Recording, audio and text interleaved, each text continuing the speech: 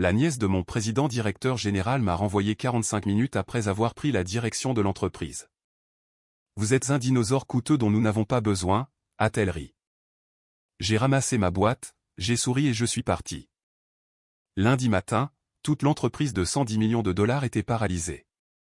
Son oncle a hurlé, qui lui a donné la permission de renvoyer Anna. Vous êtes un dinosaure coûteux, Anna, et à compter de 9h05 ce matin, votre poste a été officiellement supprimé. Jessica Burke n'a même pas pris la peine de m'offrir une chaise. Elle était assise confortablement derrière l'imposant bureau en acajou sculpté à la main dans la suite exécutive d'angle au 42e étage, ses ongles en acrylique manucurés tapotant rythmiquement contre une lettre de licenciement fraîchement imprimée. Elle avait 23 ans, fraîchement sortie de l'université avec un diplôme en communication générale et avait été nommée vice-présidente exécutive des opérations moins de 45 minutes auparavant par son oncle, notre président-directeur général, Harrison Burke. Je me tenais juste en face d'elle dans mon blazer anthracite taillé sur mesure, tenant une seule boîte de bureau en carton à plat. Mon nom est Anna Brox. Pendant cette longue année, j'ai servi en tant qu'architecte principal des infrastructures chez Velance Enterprise Infrastructure. J'avais 34 ans et j'avais personnellement conçu, construit et entretenu l'architecture de routage numérique sous-jacente de toute cette entreprise depuis le début. Jessica, avec tout le respect que je vous dois, ai-je dit, en gardant ma voix basse, stable et complètement contrôlée. Mon code de routage d'infrastructure gère actuellement chaque transaction en direct de l'ensemble de notre portefeuille de clients. Vous ne pouvez pas simplement éliminer l'architecte système principal sans un plan de transition opérationnelle complet. Jessica laissa échapper un rire dédaigneux et aigu qui résonna bruyamment contre les baies vitrées donnant sur la ligne d'horizon de la ville. Oh, s'il vous plaît, Anna, ne vous flattez pas.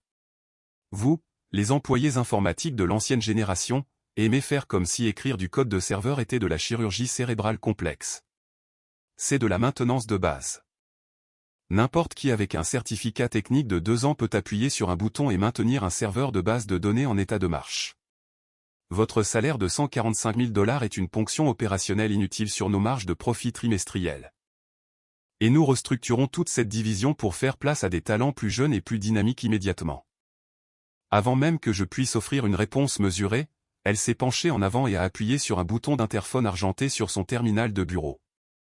En 5 secondes, la lourde porte en verre des polices est ouverte, et un agent de sécurité privé en uniforme de 1M88 est entré dans le bureau. Jessica ne voulait pas seulement mettre fin à mon contrat de travail. Elle voulait une démonstration publique et humiliante de son autorité exécutive non méritée dès son premier matin. Elle voulait que les 30 développeurs juniors de l'étage principal voient exactement ce qui se passait lorsque quelqu'un remettait en question ses décisions. Si vous aimez les histoires de vengeance au travail où des cadres arrogants apprennent à leurs dépens que la compétence silencieuse ne peut pas être facilement remplacée, veuillez prendre une seconde pour cliquer sur le bouton d'abonnement et activer les notifications. Cela aide vraiment la chaîne à donner vie à plus de ces histoires du monde réel. Je n'ai pas discuté avec elle. Je n'ai pas élevé la voix et je n'ai certainement pas abaissé ma dignité pour supplier pour mon emploi. 7 ans de ma vie, de ma santé et de mon expertise technique étaient balayés en moins de 3 minutes par une cadre privilégiée qui ne connaissait pas la différence entre une base de données locale et une couche de routage mondial.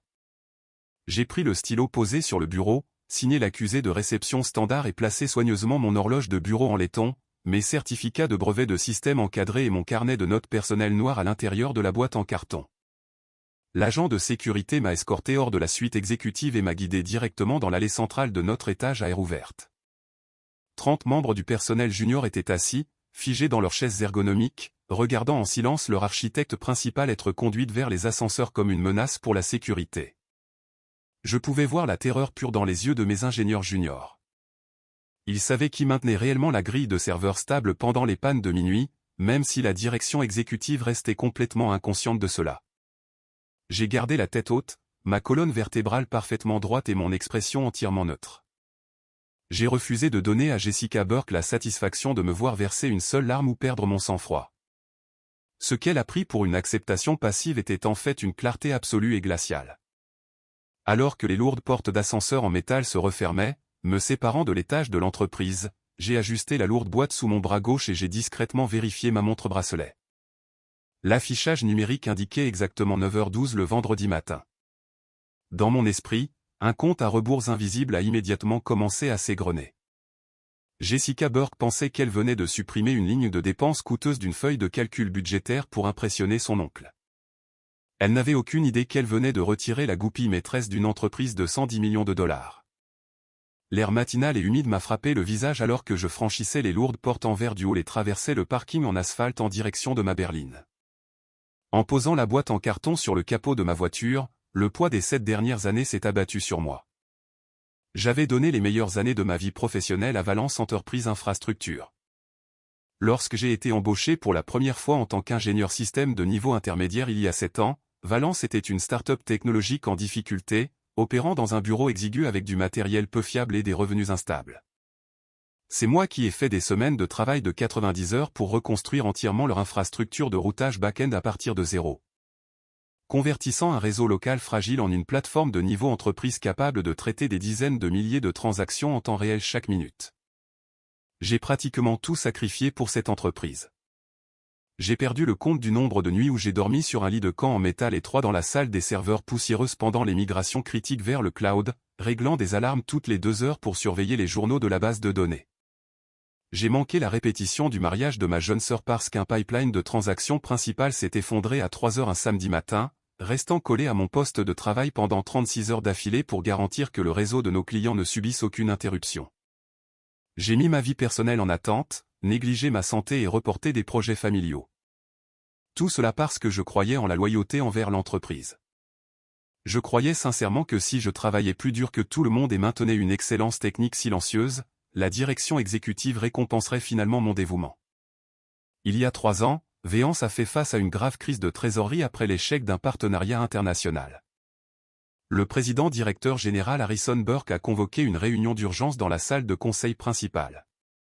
Avec des larmes se formant visiblement dans ses yeux, il s'est assis en face de moi et a supplié le personnel technique senior de faire des sacrifices personnels pour maintenir l'entreprise solvable. Il s'est assis avec moi individuellement, m'a tenu les mains et m'a supplié d'accepter une réduction de salaire temporaire de 20%, faisant passer mon salaire de 145 000 $ à 116 000 $. Il a juré sur l'honneur de sa famille que dès que les revenus se stabiliseraient, mon plein salaire serait immédiatement rétabli, accompagné d'une participation substantielle en actions dans Véance qui assurerait mon avenir financier pour toujours. Parce que j'étais stupidement loyal, j'ai accepté sans hésitation. Lorsque 3 autres ingénieurs réseau seniors ont démissionné peu de temps après, Harrison a choisi de ne pas les remplacer. Au lieu de cela, il a transféré toutes leurs charges de travail opérationnel directement sur mes épaules. Pendant 3 années complètes, j'ai accompli seul le travail de 4 ingénieurs d'infrastructure seniors, maintenant notre plateforme mondiale avec un taux de disponibilité impeccable de 99,9%. À la fin de la 2e année, Valence avait complètement redressé sa situation financière, élargissant son portefeuille de clients à 84 comptes d'entreprise, représentant plus de 110 millions de dollars en valeur de contrat annuel. Mais les promesses solennelles de Harrison Burke se sont évanouies dès que les comptes bancaires de l'entreprise se sont remplis d'argent. Alors que mon salaire restait gelé au taux réduit et que mes demandes de participation en actions promises étaient maintes fois repoussées lors des évaluations annuelles, Harrison a discrètement rétabli sa structure de bonus de plusieurs millions de dollars pour les cadres. En 6 mois, il a acheté un tout nouveau domaine de 6 chambres et un luxueux yacht méditerranéen dont il se vantait constamment lors des appels vidéo de l'entreprise. Chaque fois que j'évoquais notre accord écrit, Harrison souriait avec condescendance et disait « Ce n'est pas le bon moment, Anna. Sois patiente. Ton heure viendra. » Mon erreur a été de croire que la compétence silencieuse et le sacrifice personnel me vaudraient le respect dans un système d'entreprise motivé par la cupidité. Ils ont pris ma loyauté, l'ont monétisé en millions de dollars et ont pris ma patience pour de la faiblesse.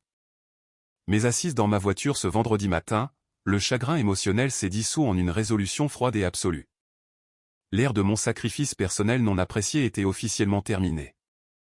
J'ai ouvert la portière, j'ai pris dans mon sac à main en cuir mon carnet de notes privé en cuir noir, le seul dossier que la direction de l'entreprise avait complètement oublié. Assise sur le siège avant silencieux de ma voiture, avec la tour de verre de Valence Entreprise Infrastructure se reflétant dans mon rétroviseur latéral, j'ai déboutonné ma veste de tailleur et posé mes mains sur le volant. J'ai pris une inspiration lente et profonde, laissant l'adrénaline initiale se transformer en une clarté absolue. Ce que Harrison Burke, Jessica Burke et le conseil d'administration de Véance n'avaient jamais pris le temps de comprendre était une vérité fondamentale de la technologie d'entreprise. Plus un tableau de bord d'entreprise est joli sur l'écran de l'iPad d'un dirigeant, plus l'architecture back-end sous-jacente doit être complexe pour le faire fonctionner en temps réel. Il y a 4 ans, avant que Valence ne mette sa plateforme d'entreprise sur le marché, l'entreprise était sur le point de perdre son financement initial de capital risque en raison de graves problèmes de latence des données, de perte de bases de données et de vulnérabilité de sécurité. Ils avaient désespérément besoin d'une couche d'intergiciel de liaison de qualité bancaire personnalisée, un logiciel de routage spécialisé qui agit comme le cerveau central, chiffrant, validant et dirigeant chaque flux de transactions entre les terminaux clients et les serveurs cloud centraux. À cette époque, Valence brûlait ses liquidités et n'avait pas les $600 000 nécessaires pour commander ou acheter directement une propriété intellectuelle d'entreprise de ce calibre. Comme j'avais passé 2 ans à développer et à protéger par des droits d'auteur une architecture de routage d'intergiciel propriétaire avant mon emploi à temps plein chez Valence, j'ai offert à Harrison une alternative flexible par le biais de mon entreprise privée à membre unique.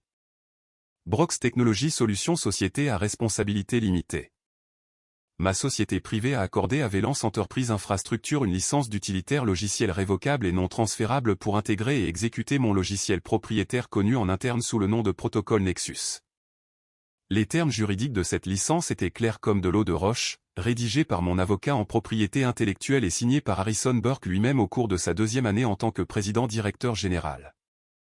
Selon les termes précis de cet accord, Valence se voyait accorder une utilisation opérationnelle conditionnelle de l'intergiciel du protocole Nexus.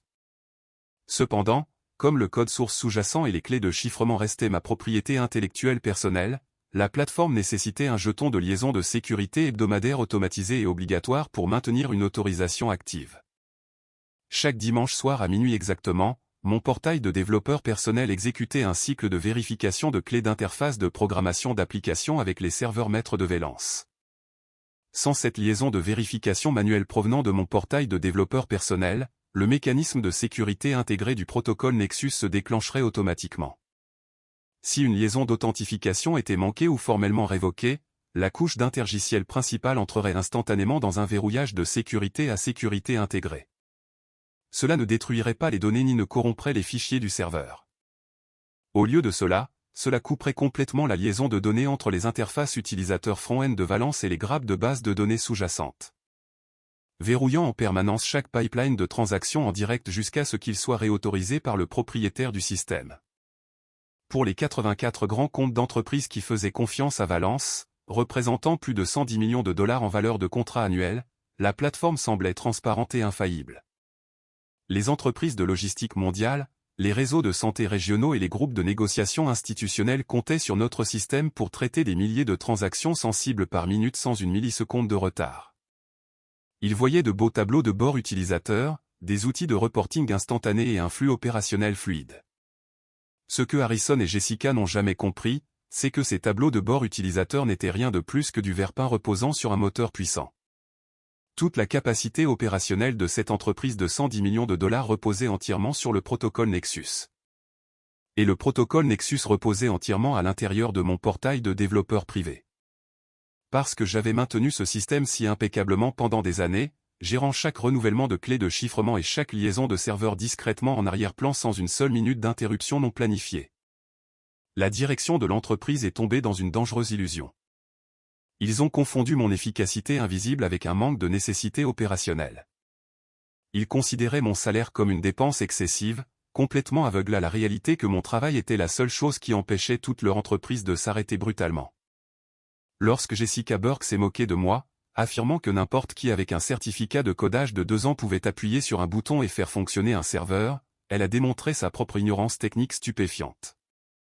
Elle ne savait pas sur quel bouton appuyer, où le protocole principal était hébergé, ni ce qui se passerait le dimanche soir venu. J'ai tendu la main, pris mon téléphone intelligent et ouvert mon portail de développeur chiffré. L'horloge numérique en haut de l'écran sombre décomptait tranquillement les heures jusqu'au prochain cycle d'authentification programmé. L'indicateur de statut affichait exactement 62 heures restantes avant l'expiration obligatoire de la liaison de minuit le dimanche. J'ai remis mon carnet dans mon sac, démarré le moteur et suis rentré chez moi en paix totale et sans être dérangé. J'étais de retour dans mon bureau à domicile depuis moins de 2 heures lorsque mon ordinateur portable personnel a sonné avec une notification de haute priorité. En ouvrant mon client de messagerie, j'ai vu un message marqué comme urgent, envoyé directement depuis l'adresse exécutive de Jessica Burke et copié au chef des ressources humaines ainsi qu'à l'équipe juridique de Valence. Le ton du message était agressivement hostile, dégoulinant de postures juridiques d'entreprise. Jessica exigeait que je remette immédiatement tous les mots de passe administratifs, les référentiels de code personnel, les clés maîtresses du système et les informations d'identification de développeurs privés à son bureau avant 17 h cet après-midi-là. En pièce jointe à l'email se trouvait un accord de départ et de non-divulgation standard de 9 pages en échange de la remise de toute la documentation technique, de l'acceptation d'une clause de non-concurrence stricte de 2 ans et de la renonciation à toutes les réclamations futures. Valence m'offrait une indemnité de départ insultante d'exactement 2000 $. Pour rendre les choses encore plus agressives, l'email contenait un avertissement explicite en gras. Si je ne parvenais pas à exécuter l'accord et à remettre tous les actifs techniques demandés avant 17 h, Véance engagerait immédiatement une procédure civile contre moi pour rétention illégale de biens de l'entreprise. Au bas du message se trouvait un avis des ressources humaines confirmant que ma couverture d'assurance maladie d'entreprise avait été annulée à compter de 9 h ce matin-là. Il y a quelques années, un tel message m'aurait peut-être paniqué. Mais en lisant les menaces désespérées de Jessica, j'ai senti un calme glacial et tranquille m'envahir. Son arrogance non méritée l'avait complètement aveuglé aux bases du droit des sociétés et à la diligence administrative appropriée. Dans sa hâte de démontrer son autorité exécutive et de couper des lignes budgétaires dès son premier matin, Jessica avait commis une erreur de gestion fatale. Elle avait procédé à un licenciement de haut niveau sans effectuer d'audit technique ni consulter son propre service juridique. J'ai ouvert mes archives numériques personnelles et j'ai sorti 2 documents juridiques essentiels, mon contrat de travail original d'il y a 7 ans et l'accord de licence d'utilitaire logiciel indépendant rédigé il y a 4 ans par mon avocat en technologie. J'ai examiné les clauses ligne par ligne. La section 14, paragraphe B de mon contrat de travail stipulait explicitement que toute propriété intellectuelle, logiciel personnalisé ou secret commercial créé par l'employé avant son emploi à temps plein ou sous une entité d'entreprise indépendante sans financement de développement direct de l'entreprise restait la propriété exclusive du créateur. Encore plus décisive était la section 8 du contrat de licence d'utilitaire logiciel. Elle spécifiait clairement que la licence révocable accordée à Véance Enterprise Infrastructure pour l'utilisation du protocole Nexus était directement liée à la relation d'emploi ou de consultation active et en règle de son créateur, Anna Brox. En cas de cessation involontaire d'emploi sans un accord de rachat de propriété intellectuelle entièrement exécuté, la licence du logiciel entrait automatiquement dans une fenêtre d'examen conditionnel, réservant le droit légal explicite de ma société à responsabilité limitée de révoquer l'accès opérationnel sur avis formel. Jessica supposait qu'elle avait affaire à une employée sous-payée et vulnérable qu'elle pourrait facilement intimider avec du jargon juridique et des délais agressifs.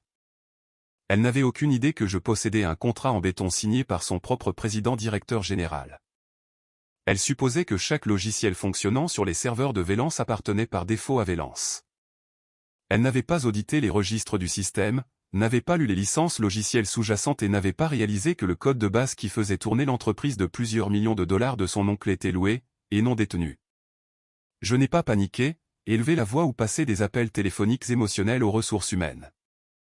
Au lieu de cela, j'ai ouvert un brouillon de mail vierge et j'ai composé une réponse de 4 phrases, impeccablement professionnelle et juridiquement absolue. Chère Jessica, ai-je écrit. Tout le matériel appartenant à l'entreprise, les badges d'accès et les informations d'identification administrative standard ont été laissés sur mon poste de travail assigné avant mon départ à 9 h 15 aujourd'hui. Concernant votre demande d'information d'identification de développeurs personnels, de référentiels de code privé et de cadres de chiffrement propriétaire. Tous les actifs techniques associés au protocole Nexus restent la propriété intellectuelle exclusive de Brox Technology Solutions société à responsabilité limitée, régie par l'accord de licence d'utilitaire logiciel indépendant daté d'il y a 4 ans. Toute tentative non autorisée de violer, de contourner ou de faire de l'ingénierie inverse sur ces couches de chiffrement propriétaire sera traitée comme une violation directe de la loi fédérale sur le droit d'auteur. Veuillez adresser toutes les communications juridiques ultérieures à mon conseil juridique d'entreprise. J'ai joint une copie PDF de l'accord de licence signé, j'ai cliqué sur envoyer et j'ai fermé l'écran de mon ordinateur portable. Le piège était tendu, entièrement construit sur leur propre orgueil démesuré. Avant même que mon ordinateur portable ne se mette en veille, mon téléphone intelligent personnel a commencé à vibrer sur le bureau. L'identifiant de l'appelant affichait le nom du président-directeur général de Nexus Prime System, le rival le plus grand et le plus agressif de Véance sur le marché. J'ai répondu à l'appel à la 2e sonnerie. La voix au bout du fil appartenait à Jonathan Hay, le président-directeur général de Nexus Prime System. Nexus Prime était le concurrent le plus grand et le plus agressif de Velance dans le secteur, et Jonathan avait passé la meilleure partie de 18 mois à essayer de me recruter pour diriger sa division de technologie d'entreprise. Anna, dit Jonathan, son ton vif et perspicace. Mon équipe juridique vient de signaler une mise à jour réglementaire automatisée dans le registre des entreprises. Est-ce que Velance vient sérieusement de traiter un avis de licenciement pour son architecte principal des infrastructures? C'est exact, Jonathan, ai-je répondu calmement, en posant ma tasse de café sur mon bureau. Depuis 9 heures ce matin, mon poste a été supprimé pour réduire le budget opérationnel. Jonathan laissa échapper un rire bas et incrédule. Harrison Burke a officiellement perdu la tête. Il n'a aucune idée de ce qu'il vient de jeter. Quels sont vos projets immédiats? Je suis officiellement un agent libre, ai-je dit calmement. Et plus important encore, la couche d'intergiciel de liaison propriétaire qui alimente toute la plateforme d'entreprise de Velance, le protocole Nexus, est entièrement détenue par ma société privée. La licence d'utilité opérationnelle de Velance vient d'être rendue sujette à une révocation immédiate en raison d'une rupture de contrat et d'un licenciement non compensé. Il y eut un bref silence, à couper le souffle, au bout du fil alors que Jonathan traitait l'ampleur de ce que je venais de lui dire. En tant que dirigeant chevronné du secteur, il comprenait parfaitement les systèmes logiciels back-end. Il n'avait pas besoin que je lui fasse un dessin. Il savait que sans la couche de routage du protocole Nexus, Velance n'était rien de plus qu'une coquille vide avec une jolie interface. Anna, dit Jonathan, sa voix prenant un ton d'urgence commerciale absolue. Je suis en train de rédiger un accord d'emploi de cadre formel et de l'envoyer à votre avocat dès maintenant. Je veux que vous preniez le poste de directrice de la technologie de Nexus Prime System. Nous doublerons votre salaire de base précédent, vous accorderons une participation de 20% dans notre division de plateforme d'entreprise et vous donnerons une autorité totale sur notre architecture logicielle. De plus, Nexus Prime acquérera une licence d'entreprise exclusive pour le protocole Nexus auprès de votre société privée selon vos conditions exactes. Envoyez l'accord, Jonathan, ai-je dit. Si les termes contractuels correspondent à ce que vous avez décrit, je le signerai avant 16 heures cet après-midi. Après avoir terminé l'appel, je me suis connecté directement à mon portail de gestion de développeurs de ma société privée. Avec des doigts stables et calmes, j'ai navigué jusqu'à l'onglet des licences logicielles actives, j'ai sélectionné Velance Enterprise Infrastructure et j'ai marqué la licence d'utilité opérationnelle comme révoquée en raison de la cessation d'emploi et de la rupture matérielle du contrat. Je n'ai exécuté aucune commande malveillante. Je n'ai pas piraté les serveurs internes de Velance. Et je n'ai pas supprimé une seule ligne de code appartenant à l'entreprise. Je n'en avais pas besoin. J'ai simplement laissé l'architecture logicielle naturelle et les termes contractuels juridiques suivre leur cours précis. Le dispositif de sécurité automatisé était déjà codé en dur dans le framework du système. Sans la vérification de ma clé d'administration personnelle, les canaux d'authentification de l'interface de programmation d'application expireraient automatiquement à minuit le dimanche. Ensuite, j'ai créé un répertoire cloud sécurisé et chiffré pour mon avocat en technologie privée. J'ai téléchargé des copies horodatées de mes enregistrements de droits d'auteur logiciels originaux, de mon accord de licence de société à responsabilité limitée signé. De chaque fil de discussion par email concernant ma réduction de salaire forcé et de la lettre de licenciement signée par Jessica Burke. Chaque pièce de documentation juridique était verrouillée, organisée et prête pour un déploiement immédiat. À 15 heures le vendredi après-midi, j'avais exécuté numériquement mon nouveau contrat de cadre avec Nexus Prime System. Pour la première fois en cette longue année, un poids immense s'est levé de ma poitrine. J'ai passé le samedi matin à faire une longue promenade dans le parc, à déjeuner avec ma famille et à me détendre pendant une soirée tranquille sans vérifier les journaux d'état des serveurs toutes les 20 minutes. J'ai dormi profondément et paisiblement pendant tout le week-end, pleinement consciente que pendant que je me reposais, l'entreprise que j'avais laissée derrière moi glissait tranquillement vers le bord d'une falaise opérationnelle. Dimanche minuit est arrivé sans fanfare. Assise dans mon salon avec un livre, j'ai jeté un coup d'œil à ma tablette personnelle alors que l'horloge numérique sonnait minuit. Une seule notification système silencieuse est apparue sur l'écran sombre. Licence résiliée. Sécurité intégrée activée. Protocole hors ligne. J'ai éteint l'écran, posé la tablette sur ma table de chevet et je suis allé dormir. Le lundi matin est arrivé avec un ciel bleu clair. Mais à l'intérieur de la tour de verre de Velance Enterprise Infrastructure, un ouragan opérationnel complet venait de se déchaîner. À minuit passé, le dispositif de sécurité automatisé du protocole Nexus s'est engagé précisément comme prévu. Privé de sa liaison d'authentification hebdomadaire vérifiée depuis mon portail personnel, la couche d'intergiciel sous-jacente est entrée en verrouillage dur, coupant immédiatement le pont de communication entre les grappes de serveurs de Vélance et les requêtes de base de données clients externes. À 6h30, les premières alertes d'avertissement système automatisé ont commencé à clignoter sur les tableaux de surveillance informatique interne. À 7h, les dommages opérationnels étaient mondiaux. Les 84 grands comptes d'entreprises de Vélance, couvrant les réseaux d'expédition internationaux, les groupes financiers d'entreprises et les systèmes de santé régionaux, ont subi une défaillance de plateforme simultanée et complète. Chaque tableau de bord utilisateur client en direct s'est figé instantanément, affichant un écran noir austère accompagné d'une erreur système critique rouge. Erreur 401. Jeton de chiffrement maître expiré. Connexion terminée. Au siège de Vélance, une panique totale a éclaté à l'étage technique. Les développeurs juniors se sont précipités frénétiquement vers leurs terminaux, transpirant abondamment alors qu'ils essayaient de comprendre pourquoi tout le moteur de routage des transactions était soudainement devenu complètement sombre. Mais comme ils n'avaient jamais géré que des tableaux de bord de surface et des entrées de bases de données de base, ils n'avaient aucune compréhension de l'architecture d'intergiciel sous-jacente. Lorsque l'ingénieur principal junior a tenté de forcer manuellement un contournement d'accès administratif via le terminal du serveur principal, le système a reconnu la tentative de violation de sécurité non vérifiée et a déclenché son protocole de sécurité secondaire. Les tables de la base de données principale se sont automatiquement chiffrées pour empêcher une corruption potentielle des données, verrouillant toute la plateforme encore plus étroitement qu'auparavant. À 8h, les téléphones des cadres dans tout le bâtiment sonnaient sans arrêt. Les présidents directeurs généraux, les directeurs des risques et les vice-présidents des principaux comptes d'entreprises de Vélance appelaient dans une fureur absolue. Des millions de dollars de transactions commerciales en direct étaient gelés en plein vol. Des conteneurs d'expédition internationaux étaient bloqués dans les terminaux portuaires parce que les bases de données de manifestes ne pouvaient pas s'authentifier. Et les chambres de compensation institutionnelles perdaient des centaines de milliers de dollars chaque minute où le réseau restait en panne. Jessica Burke arpentait frénétiquement son bureau d'angle, le visage blême et les mains tremblantes alors qu'elle écoutait un président directeur général d'un client de premier plan hurler des obscénités à travers le haut-parleur de son bureau, menaçant de poursuites judiciaires immédiates de plusieurs millions de dollars pour rupture de contrat. Refusant d'admettre son incompétence technique totale, Jessica s'est rendue à l'étage de l'ingénierie et a exigé que l'équipe informatique effectue un redémarrage forcé de la grappe de serveur principale. L'un des techniciens réseau senior a essayé de la prévenir. Jessica, si nous redémarrons à froid les grappes principales sans résoudre d'abord la couche d'authentification, nous allons effacer le cache de session actif et corrompre les flux de données en direct. Je me fiche du cache, a crié Jessica, sa voix se brisant sous la terreur pure. Appuyez simplement sur le disjoncteur principal et redémarrez le système. Appuyez sur le bouton.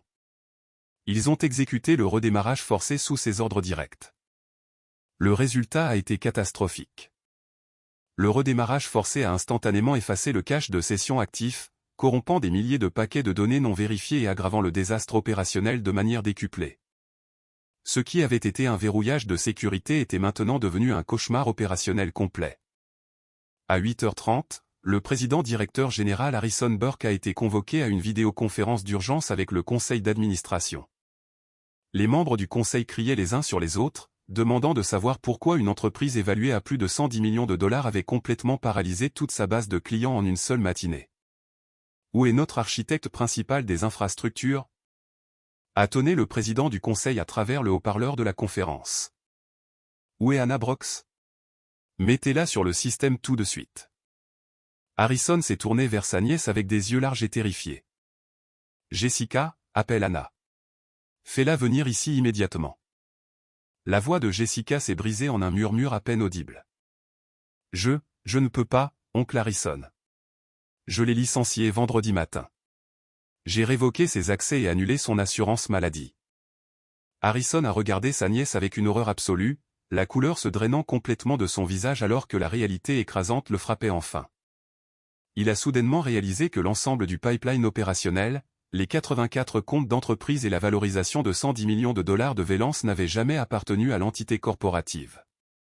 Tout avait été maintenu ensemble par le travail silencieux et invisible de la femme qu'ils avaient fait sortir du bâtiment il y a 3 jours. À 9h15, alors que j'étais assise confortablement dans ma nouvelle suite exécutive chez Nexus Prime System, sirotant un café noisette frais, mon téléphone portable personnel a commencé à vibrer frénétiquement sur le bureau. L'identifiant de l'appelant affichait 6 appels manqués de Harrison Burke, 4 de Jessica Burke et 2 du standard principal du conseil d'administration de Vélance. J'ai laissé le téléphone portable sonner en continu sans répondre. Assise dans mon fauteuil en cuir ergonomique à l'intérieur de ma nouvelle suite exécutive chez Nexus Prime System, j'ai regardé la ligne d'horizon du centre-ville et j'ai vu l'écran de mon téléphone s'illuminer d'appels entrants successifs. Entre 9h15 et 10h, ma boîte vocale personnelle s'est remplie à pleine capacité. J'ai mis le téléphone sur haut-parleur et j'ai écouté les messages un par un. Le premier message de Harrison Burke était sévère, sec et exigeant, menaçant d'injonctions judiciaires immédiates et de rapports de police criminelle si je ne retournais pas au bureau dans l'heure pour réparer la grille de serveur. À 9h35, le deuxième message avait perdu toute sa posture juridique arrogante, remplacé par un tremblement nerveux et perceptible dans la voix de Harrison. À 9h50, le troisième message était de la panique pure et non filtrée.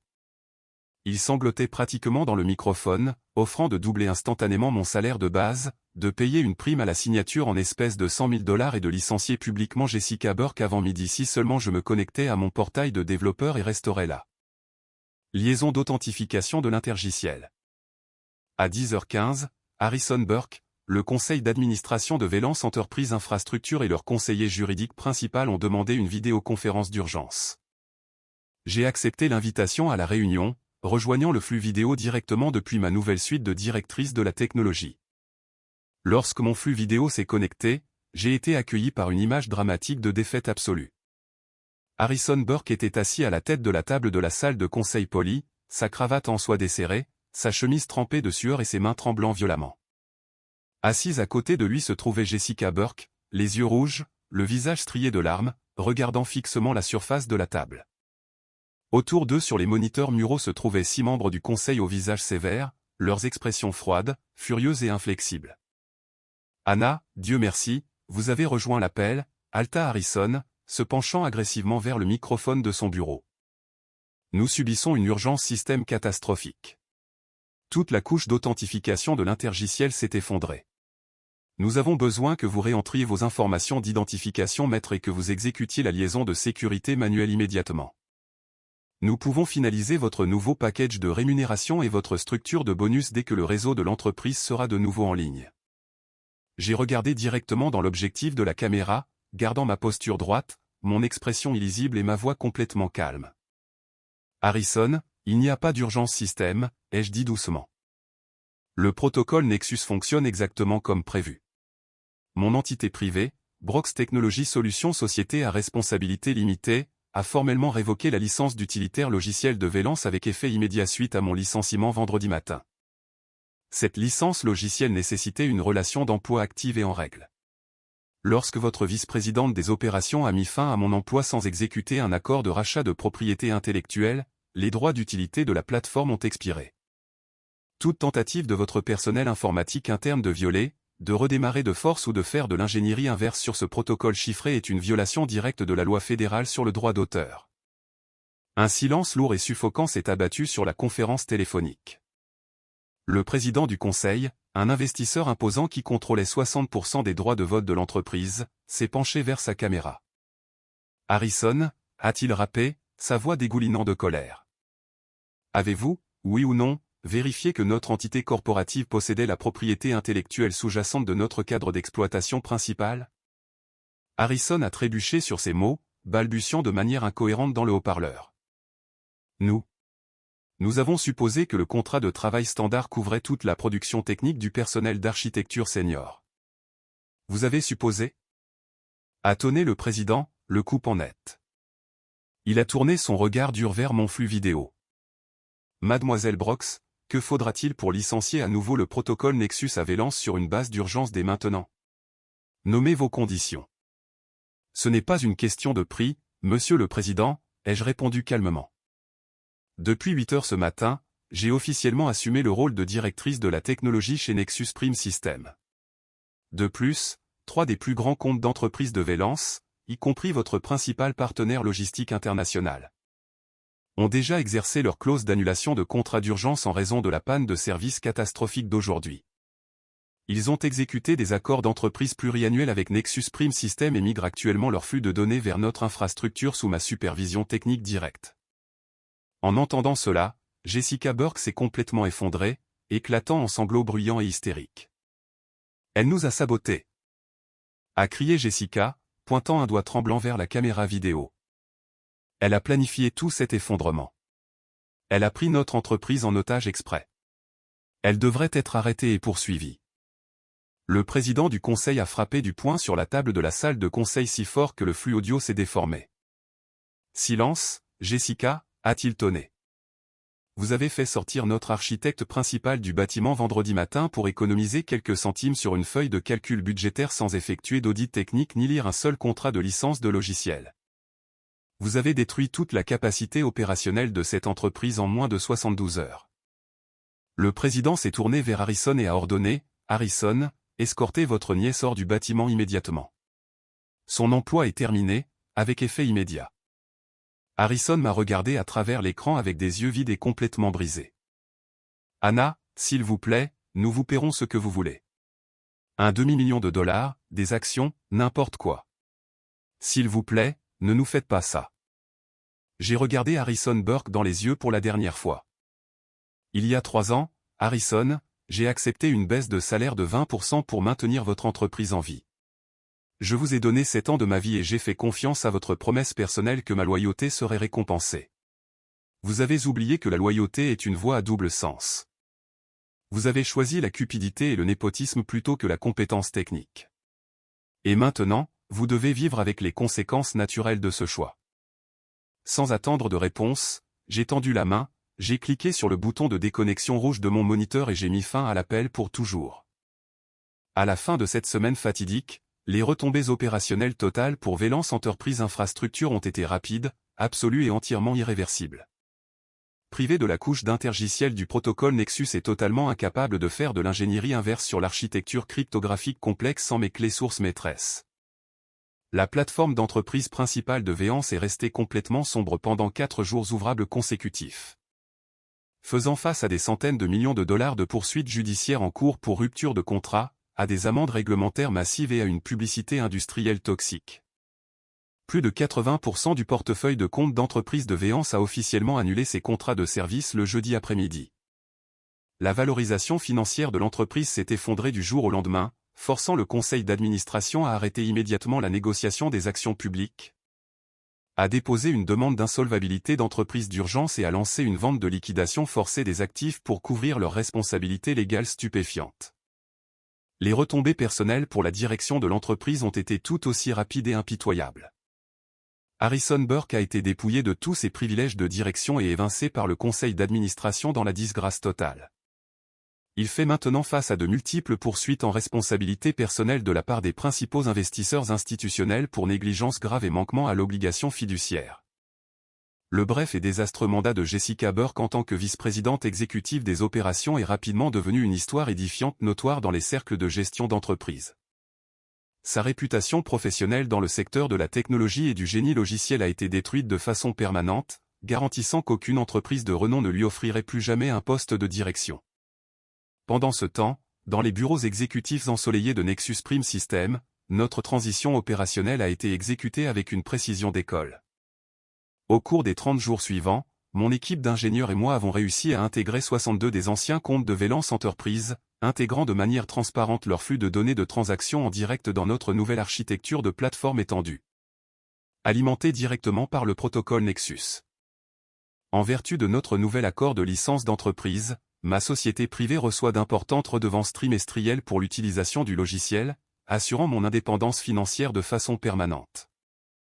Nexus Prime Systems a instantanément consolidé sa position de leader incontesté du marché des logiciels d'infrastructure d'entreprise, doublant la valeur de ses contrats annuels en Amérique du Nord. L'un de mes tout premiers actes officiels en tant que directrice de la technologie a été de contacter les 3 ingénieurs juniors talentueux et surchargés de travail qui étaient restés figés à leur bureau pendant qu'on me faisait sortir de Velance le vendredi matin. J'ai intégré ces 3 personnes à ma nouvelle équipe technique chez Nexus Prime Systems. Je leur ai offert des salaires de départ 40% plus élevés que ce que Velance leur avait payé, une couverture d'assurance maladie complète effective dès leur premier jour, et des attributions d'actions garanties dans notre division d'entreprise en pleine croissance. Ils n'avaient plus à endurer des semaines de travail de 90 heures ou des promesses non tenues de la part de cadres arrogants qui s'attribuaient le mérite de leur travail invisible. Pour la première fois de leur carrière, ils travaillaient dans un environnement fondé sur un leadership transparent, une rémunération équitable et un véritable mentorat technique. Debout près de la fenêtre de mon bureau allant du sol au plafond, surplombant la ligne d'horizon animée de la ville, je réfléchis souvent aux dures leçons des 7 dernières années. Le piège le plus dangereux dans le monde de l'entreprise est de croire que votre valeur professionnelle est définie par le titre que quelqu'un vous assigne ou le salaire qu'une entreprise décide que vous méritez. Pendant des années, j'ai laissé une loyauté mal placée et une patience silencieuse cacher mon véritable pouvoir de levier, me convainquant que si je travaillais plus dur, dormais dans les salles de serveurs et avalais le manque de respect, la direction de l'entreprise finirait par faire ce qui est juste. J'ai appris que la véritable estime de soi ne mendie jamais la validation de personnes qui considèrent l'effort humain comme une ligne de dépenses jetable sur une feuille de calcul. La vraie victoire n'était pas de regarder Vélance s'effondrer, ni de savourer la disgrâce publique de Harrison et Jessica. La victoire ultime a été de prendre mon propre pouvoir, de reconnaître la vraie valeur de ma propriété intellectuelle et de créer un lieu de travail où la compétence et l'intégrité sont honorées. J'ai pris une lente gorgée de mon café, j'ai regardé l'horizon matinal et j'ai ressenti un profond sentiment de paix. Je n'ai pas détruit leur entreprise. Ils se sont écrasés sous le poids écrasant de leur propre arrogance non méritée.